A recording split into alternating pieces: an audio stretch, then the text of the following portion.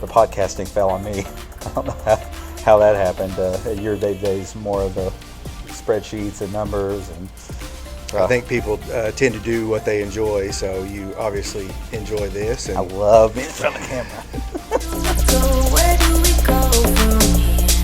Where do we go? Where do we go? I don't know. What's up, guys? Barrett Freeman here with Freeman Brothers Realty and Freeman Brothers Properties. We buy and sell houses with our realty company and with our property company. If you have a house or apartment complex you are looking to sell, give us a call. We're always looking to make a deal. This is Barrett Freeman, and this is PropertyTales. Another episode of PropertyTales. I'm here joined with my brother and my business partner, Blake Freeman. How are you doing? hey, brother, it's happy to be here. First time on the podcast. Is this your first podcast? My first podcast ever. Well, I'm glad that you're doing it with me. We've naturally delegated different departments of our companies over the years, and for whatever reason, the marketing and the podcasting fell on me. I don't know how that happened. Your day-to-day's more of the spreadsheets and numbers, and I think people tend to do what they enjoy, so you obviously enjoy this. And I love being in front of the camera. So you guys have heard me talk many times on the podcast, but I'm a lawyer here in Corbin, Kentucky. I'm a real estate broker. I practice law all day. I practice real estate all day. Blake and I have just a real passion for business, for real estate, for law. So if you need any of those services, give us a call. And today, I'm basically introducing you guys to my brother Blake. This is his first time on the podcast, and I'd like for you guys to get to know him a little bit. And he'll definitely be on many podcasts in the future. So why don't you tell everyone a little bit about yourself? all right, yeah. Again, happy to be here. I'm obviously the better brother. I don't think I have to explain that to anyone. Smarter. Yeah, for sure. That's the only thing I'm going to give you. So yeah, I was born and raised in Corbin, Kentucky. I've lived here my entire life. I played sports through the Corbin school system. Love playing sports. I think I played every sport. I played basketball, football, tennis, soccer. So sports was a big part of my childhood. Our family's very competitive.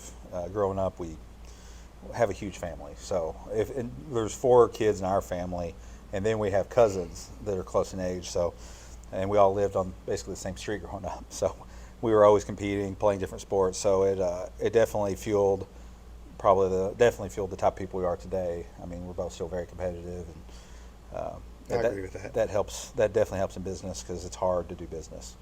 I think that's one of our favorite things to say is that business is hard. Business is also a competition for sure.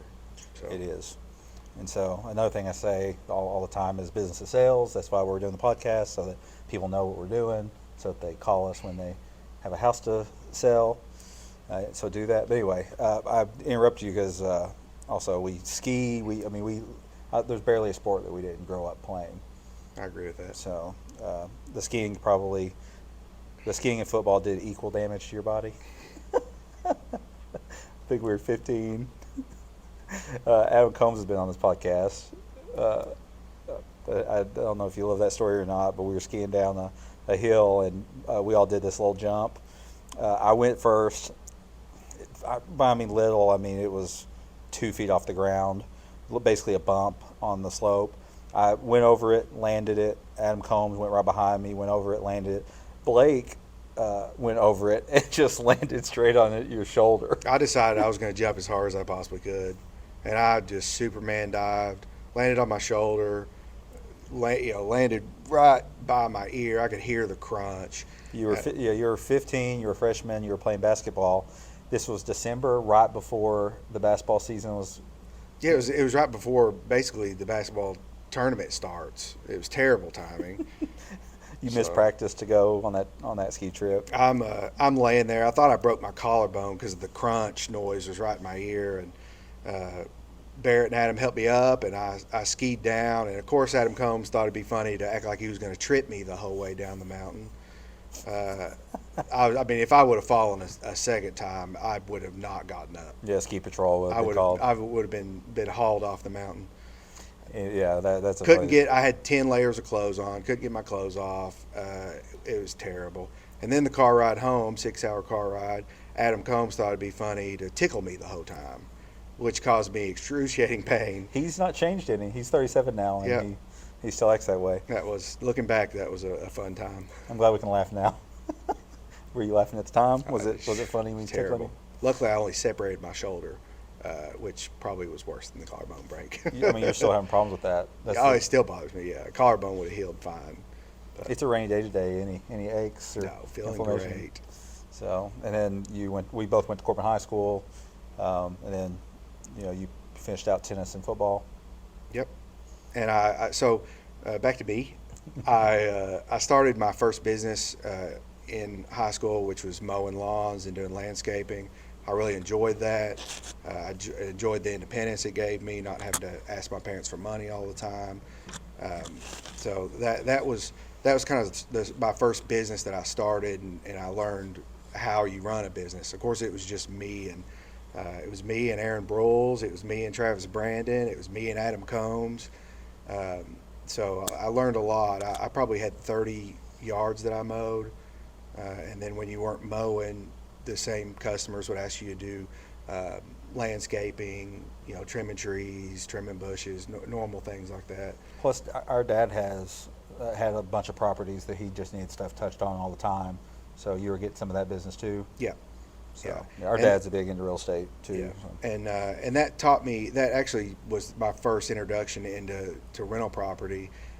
My dad he'd have an apartment that needed to be painted, and he didn't have anybody to paint it, so he asked me if I wanted to paint it, and of course I didn't know how. But back then you didn't have YouTube to just teach you how to paint a wall, but I learned and started painting apartments. And Did that all through college too? Yeah, did that. So that was kind of my introduction into maintaining property. You were the only, so I'm 17 months older than you. You're the only kid that I knew in college that ever had any money because you were mowing all the time. Yeah, yep. I went to Eastern Kentucky University for college. I made sure I didn't have classes on Friday because I kept my mowing customers. So I would come home Thursday night and I would mow 12 hours Friday, 12 hours Saturday, and then I'd go back to college on Sunday. And it was a little painful because I missed Friday in college, but it was nice because I wasn't a poor college student because I had a job, so that was nice. Plus you were doing adventures all the time too. You went to Europe right before college for a summer with Graham Rogers and James King. That wasn't paid with mowing money, but but you were definitely adventurous through those times. So what were your majors? My major at Eastern was general business. You could major in marketing, management, finance, but the general business degree gave you you got to take 2 classes of each of those categories. So it was kind of an all-around business degree, which I liked a lot. Yeah, I took as many business classes as I could at Center. I think everybody should take as many business classes as you can fit into your I agree. curriculum. I agree. I learned how to use Excel spreadsheets in college, and I use it every single day. Yeah, we met this morning for 45 minutes, and we're just going over the numbers you have in your Excel spreadsheets. It's a big part of what I do is spreadsheets and budgeting. Well, accounting, which is we use Excel spreadsheets for the accounting. Accounting's everything. I mean, that's business. That's what we're It is. doing. Budgets are everything. If you don't know how much money you're losing and how much you're bringing in, there's so many companies out there that probably only have a loose handle on if they're even making any money. I mean, we know guys that have big operations who, I don't know if they're making money. I know that they're not, counting like they should. They're just doing the best they can, I guess. It's hard though too. Oh yeah, and I'm not criticizing. It's one of the It is- hardest parts of business. It's the hardest part of business. Business is hard. Accounting and then people. I think that should be the theme of the podcast. Business is hard. That'll be the title. I Yeah. love it because we are in real estate, we are in law, but we don't own the law firm. We just work there. At some point we may own it, but I guess how do you allocate your time toward your business, our businesses? So I did go to law school as well, and I moved back to Corbin in 2015, and Barrett and I started practicing law together, and we immediately started looking for other streams of income. Our dad always told us growing up, you got to learn how to make money when you're asleep. And the only way I knew was rental property. So Barrett and I started looking for rental property. We got on Zillow every day. We were looking at houses for sale every day. And probably after 6 months of planning and looking, we purchased our first rental house. At the same time, Dad had several doors in apartments, maybe a few houses, but there was only so much he could tell us about real estate before we started. We had to just dive in. Yeah. Also, people can tell you everything in the world, but until you actually do it yourself, actually go through the process, you don't know anything. We did a good job starting out. We had a two-house deal in Corbin. Two houses, but one deal was owned by the same person. Bought the two houses. One of the houses was in good shape. Did we have to touch the house on the right? Yeah. I think it was that the Hamlin houses? Mm-hmm. Yeah. Yeah. So one of the houses, of course, at this point we didn't know anything. Definitely didn't know anything about plumbing, but the city turned the water on and the pipes were all busted where they had been sitting vacant. When houses sit vacant in Kentucky through winter, the pipes bust. And as we've gotten older, that's just how it is everywhere. We go to these property conventions. Everybody says the plumbing's the biggest issue. Pipes busting all the time. I mean, I think that's just what the pipes do. I think water's probably the hardest. It's definitely the system that we get the calls on the most when it's not summer and HVAC systems are going out. We borrowed one of Dad's handyman, Marty, and in the evenings and on Saturdays and Sundays, we were buying houses and he was teaching us how to remodel. Yeah. So the first we bought two houses the first time with one deal, and all the pipes were busted, and we didn't have a clue what to do, didn't know anyone. So Marty shows up Saturday, and we go to Lowe's and buy a bunch of PVC pipe, and Marty crawls under there, and I crawl right behind him, and he looked back at me, and he was like, "Oh, I didn't know you were going to be here." And I was like, "Yeah, Marty, I'm here to learn and learn how to do this and help it go faster." And I like to think I pick up on things quickly, so he started, and I watched, and he showed me, and next thing we knew, he was going one way and I was going the other way. So Marty always at first he looked at us as just the bosses, just the guys that own the house, and it was a project for him to do. He didn't realize that we were trying to learn everything about housing and all the systems that go into houses. We could have a whole podcast just on Marty stories, but Marty always said, "I always try to beat the boss to work." So we'd show up at whatever house we're working on, and Marty would be sitting in his van with the heater on. We usually start at 8 a.m. He'd be there at 7:45. We'd be rolling up around right at 8, and he always took pride in always beat the boss to work. And it was a good mentality. He was a good worker. He worked for us for years, but unfortunately I don't even know what happened. You got to make business decisions sometimes. But we still see Marty from time to time. yeah, we love Marty. Yeah, he comes to our law firm sometimes and has some little legal question, and we always help him for free because he helped us start our company. Oh my gosh, for sure. I don't know. We would have found someone else probably, but eventually he was working with us so much that he asked us if he could work for us full time, and we were happy to have him because he could build a whole house, and we didn't know how to do that. So, and then our first year, it's hard to remember how many houses we bought, but we bought less than 10 houses the first year, maybe 5. It's hard to remember. I don't remember. Yeah. But in the first 2 or 3 years, we bought about 30. I think that's fair. And they're all really cheap, horrible houses because Corbin just has an aging house inventory. All the houses have been remodeled in the 70s. And here we are in the 2016, first people that are willing to touch these houses in 40, 50 years. Yeah, it's important to note that we got lucky. Yeah, we both moved back to Corbin in 2015. Corbin was a different time then. There was nothing on Main Street. A lot of the downtown houses were just in very bad shape. Nobody wanted to live downtown. It was crazy. None of them had central heating and air. we were looking at these houses, and back then we could get a house for $20,000 to $30,000. That doesn't exist anymore in today's market. So we definitely got lucky. We moved back to Corbin at a time when we could. I mean, these houses were in terrible condition too. So I noticed that we started buying houses, and then we started talking with other people, and we noticed that there were a couple other people that were buying houses and doing the same thing we were.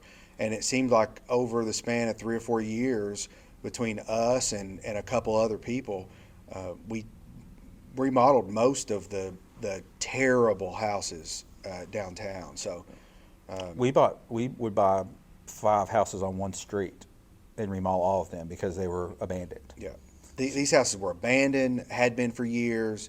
I mean, we'd buy these houses and some of them were rented, and it was really sad, the condition of these houses. The reason that people buy these terrible houses is because they're cheap, but it's probably the hardest way to grow your real estate inventory because you're buying a huge problem. But if you don't have the money, and we didn't, that's what You've we got to had have do. more than just the resources to purchase the house. When you're buying these investment properties, you've got to not only have the resources to purchase the house. The but first barrier is a down payment. You know, But if you can get past that, you've got to have the resources of knowing who the local contractors are.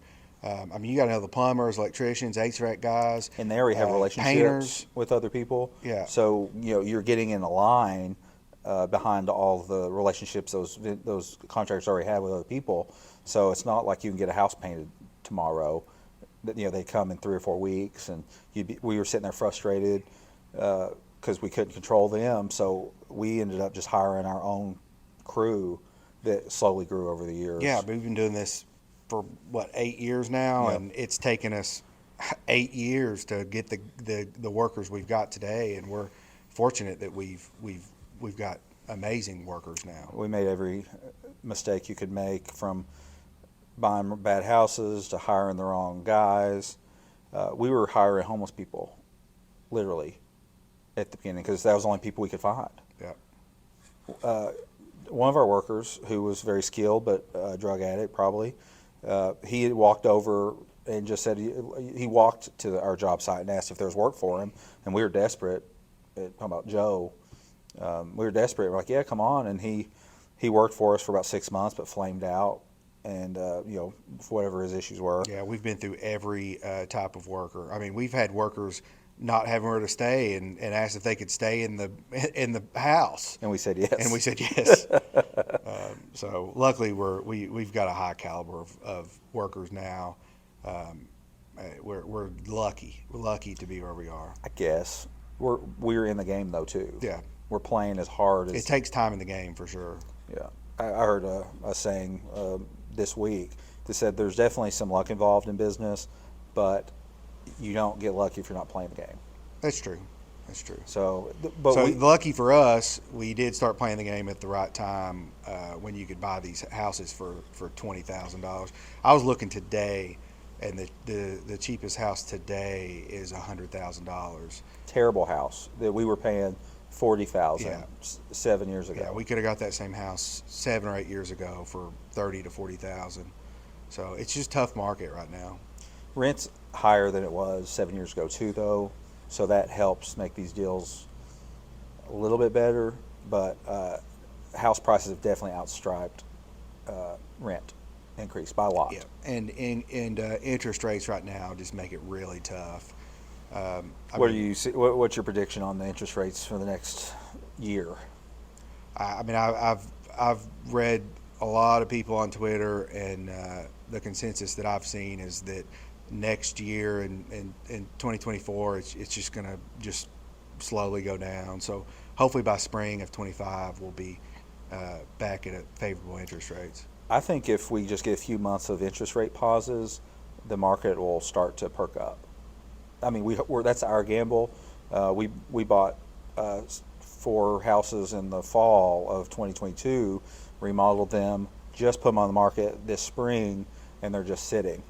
So instead of renting them, we're going to keep them on the market for Who knows how long?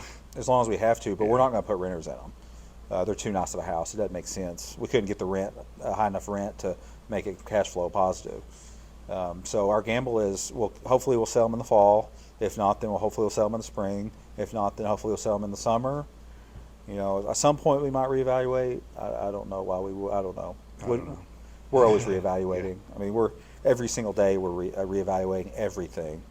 The big, probably one of the best things about us is that a lot of people are in business by themselves, and we're lucky that we're brothers. We're lucky that we both have similar backgrounds, and Similar same personalities. interests. So anytime we've got a decision to make, it's nice to be able to bounce it off of each other. It's rare that we we don't make any big decisions without talking about it, but even the little things, sometimes it's nice to just bounce it off, even just to reassure yourself, make you feel like you're making a good decision. I can only think of only one time that I made a big decision without you, and you probably don't remember. I do know exactly what It's you're the talking about. first vacation you'd taken in 2 years, because when we first started, we were working 120-hour weeks. At 5 p.m., we'd leave the law firm, and we would change into our work clothes. We'd meet Marty, we'd meet whoever was working with us, and we'd go to the work site. One of my friends called me and said their grandma passed, and they wanted to know if we wanted to buy the house. Blake was on a cruise. No cell service. No cell service. Yeah. The deal was incredible. I said yes, signed a purchase agreement, sent it to the bank. Blake came back from vacation, tanned, relaxed, and I was like, by the way, I bought a house. Yeah, bought a house while you were gone on vacation. You knew what I was going to say. I know. Yeah. I think I probably immediately exploded on Barrett, but it was a it was a good deal. no-brainer. it was a good deal. So we still own that house. That's one of our better houses. I do think that we manage so many units now. We don't really know our renters, and I don't think they know us. But when we started, it was Barrett and I painting these houses. Buy the house. Barrett and I would paint the house. We would lay the flooring down. We got very good at painting. We got very good at remodeling these houses. Yeah, I mean the first couple of years, Marty helped us on the weekends, but like Barrett said, on the weeknights, I mean we would leave the office at 5 o'clock, put our paint clothes on, and we would paint till 10 or 11 o'clock at night. I can remember some days we would get up early and work from 5 until 8 o'clock and then a.m. and then go to the law office. One morning I woke up at 3:30 a.m. and couldn't go back to sleep. I just threw my paint clothes on and went and painted. Yeah, we did a lot of the work ourselves on the first couple of houses, and it was good for us. I mean, it's good to learn the process from start to finish. Well, we matured quickly because we had to. All of a sudden we're going to sleep earlier, or you're working late. We definitely took a back seat to any travel, any fun. It was only possible because you were in the trenches, though, with me. I couldn't have done that by myself. Yeah, we definitely were in full rental property mode. Obsessed. Still obsessed, but that was a different level of commitment and a high pain tolerance. Yeah, we did nothing but work and then get off work and go paint, basically. Every once in a while, at like 11 p.m. on like a Thursday, we would go get some Mexican food. You remember?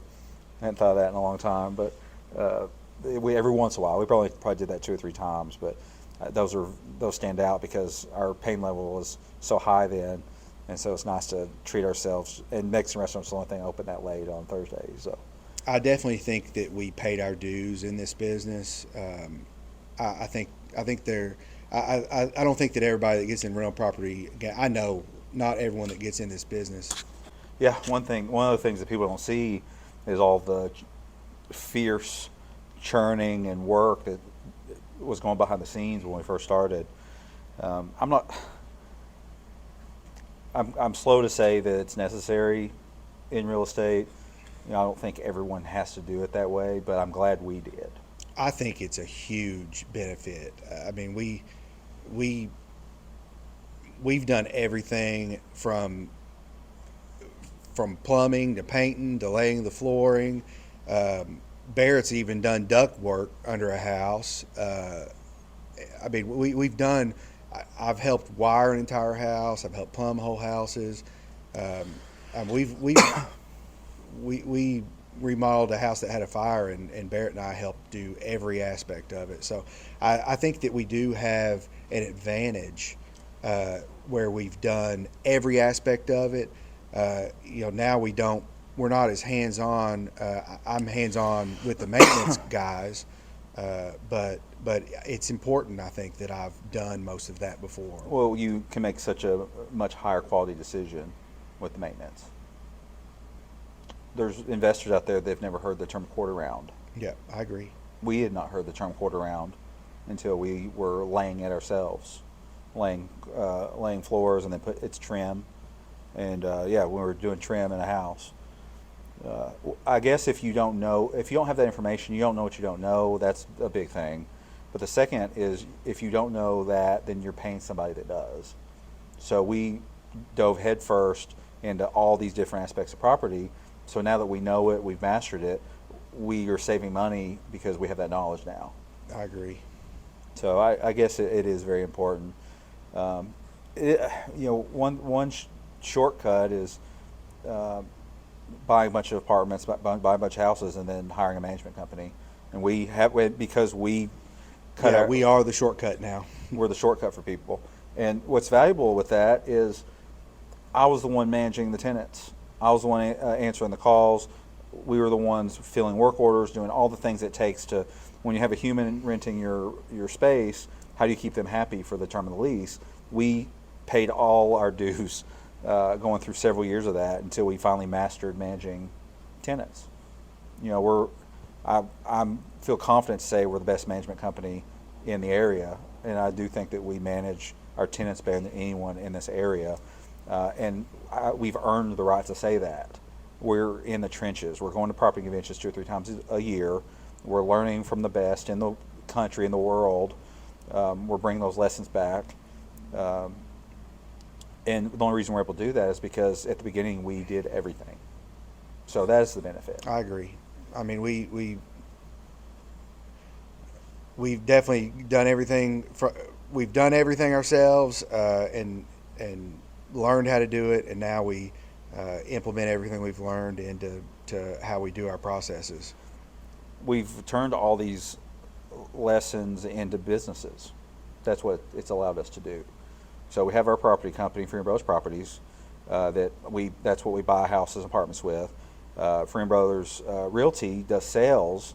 The only reason we got into the sales is because we were managing our stuff. Yeah. And Freeman Brothers Realty does it. We do property management for other owners that don't want to deal with tenants and maintenance issues. And it's the hardest part of owning real estate after you buy it, is managing the tenant. There's things that keep me up at night that other owners that have that hire property managers don't have to worry about. I lay in bed at night and I'll be thinking, did we change the air filter at this unit? And I'll have to immediately set a reminder on my phone to check that. Because the HVAC unit's going to go out because we didn't change the filter, and then all of a sudden we got an angry tenant and angry owner potentially. So there's a million things to stay on top of. But we've got that experience and we do it. So that's a nice segue. And so how do you spend what do you focus on with our real estate companies? So it goes up and down just depending on need. But right now I focus mainly on the maintenance aspect.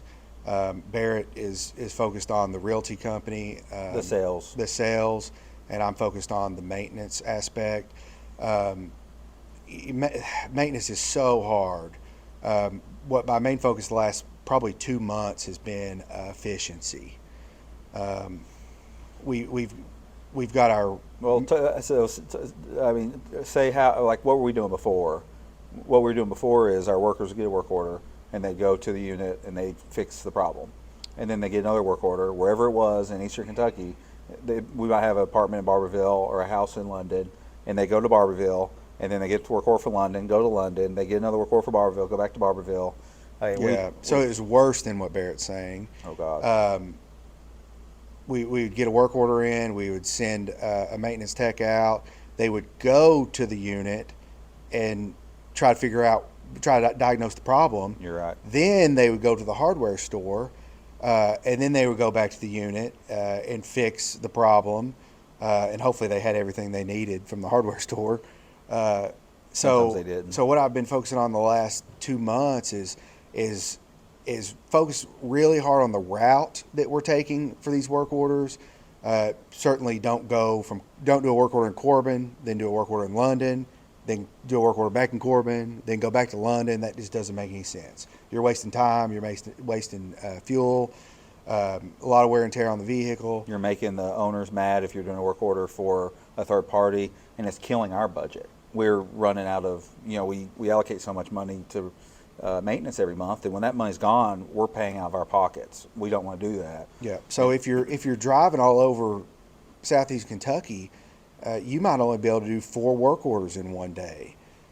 So what I've been really focusing on lately is making sure our routes make sense.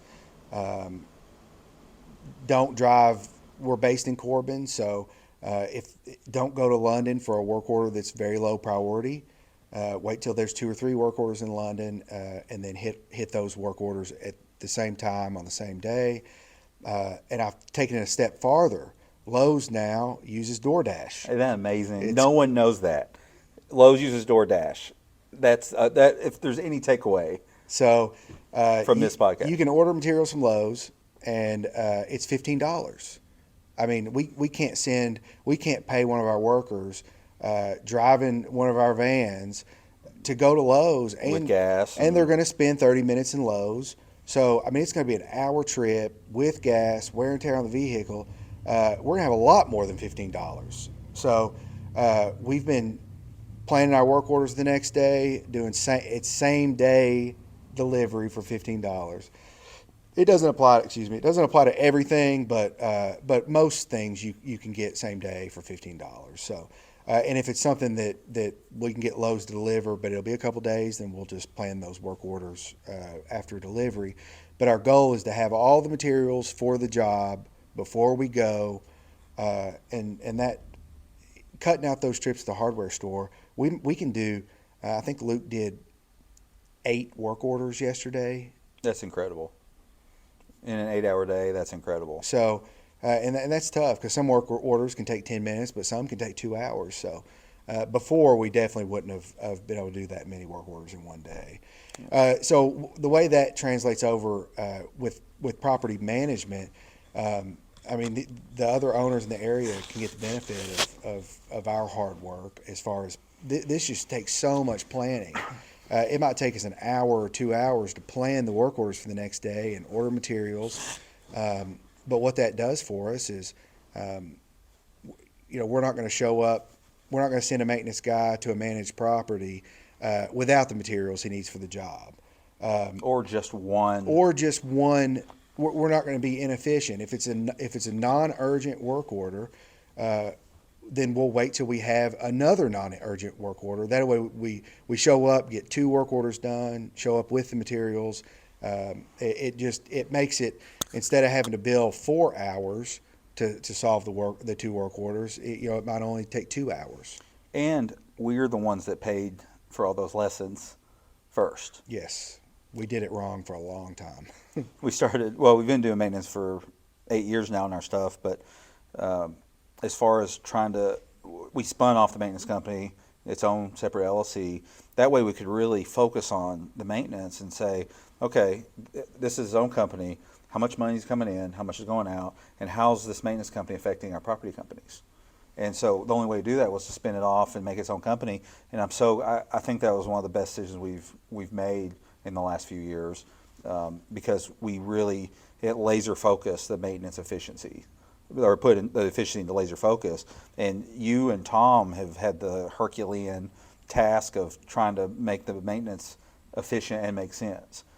Maintenance is just it's the hardest part of the rental property business. Yeah. I mean, it's asset management. You've got this huge building. You've got to touch it all the time. And how do you keep it in a state where the renter's happy? It's at a high standard that you can get big rent, but also that you're not breaking your budget every month. It's just really tough. So the next 6 months for us is trying to, I guess, keep getting more efficient with our budget, with our maintenance, but also we're we're going to be buying houses and trying to flip them. That's what I want to do. You kind of have a different dream. You want to build. Yeah, I do want to build new. I mean, a lot of people are building new right now. Why in this do you area. want to build new?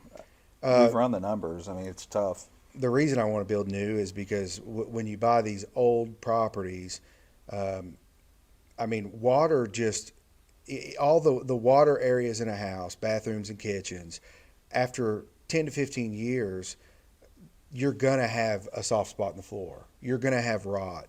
I've seen it too many times. I mean, we've bought houses that people had remodeled 10, 15 years ago, and we feel really confident about it. And then we'll move a renter in, and then they'll be like, "Oh, the bathrooms, the floor is squishy in the bathroom," and it's something we didn't notice because we weren't living there every day.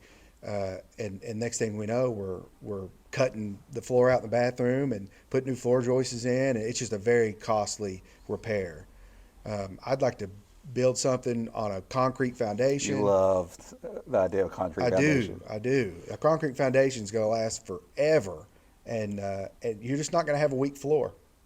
Not going to have a rotted floor with a concrete foundation. And you're talking about concrete slab and putting what, vinyl planks on the concrete? Yep. You can put whatever floor covering you want. I mean, we could talk about real estate. We do talk about real estate for hours every day. We do. And that's what it takes. And if it wasn't real estate, whatever business we were in, that's just how we approach it. We're in the trenches. I love saying that. I think it's a perfect metaphor. Just day in, day out. Weekends, I mean, we try to enjoy our weekends, but unfortunately with the sales, real estate sales happen in the evenings on the weekends. So I try to relax, but I have to have my phone ready, and I do. And when someone calls, we answer. That's one thing Blake says. You say all the time is, when someone calls me, I answer the phone. I answer the phone. Yep. Even if it's a 800 number that's 99% of the time spam, we answer the phone. And unfortunately, several of those 800 numbers that I would have bet, $5 it was spam. It was an important call. Every time I almost don't answer an answer, it's one I wished I answered. Yeah. Yeah, it's horrible. So, we could talk for hours on camera too. So I definitely will do this several more times because we're the big dogs. And we are the ones that we know the most of anyone that we know broadly. Only because we've made every mistake you can possibly make. So that's what we'll just be talking about our mistakes for an hour. But yeah, so this is a fine place to wrap things up. So thank you for coming on the podcast, obviously. So, Thank you for having me, brother. Yep, you're a good partner, and we'll keep doing business for the rest of our lives. Thanks for joining us on PropertyTales podcast, and we'll see you soon. Thanks, guys.